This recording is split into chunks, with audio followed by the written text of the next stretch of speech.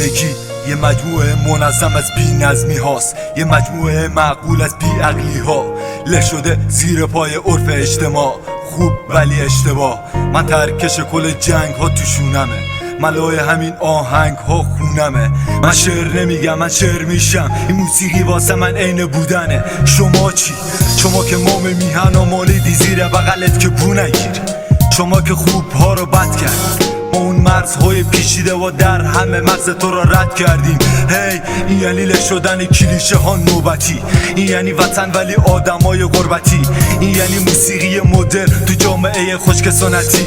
منو میبینی جلوی پام هیچ رد پایی نیست، تو استراب دستهای پر آرامش دستهای خالی نیست. از این زمین نفرین شده تا آسمون بک راهی نیست.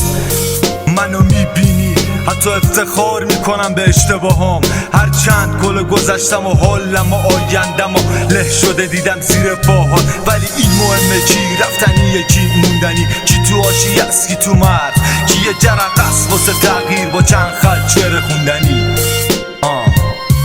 ولی این مهمه کی رفتنیه کی موندنی، کی تو آشی است کی تو مرد، کی یه جرقه است واسه تغییر با چند خط شعر خوندنی.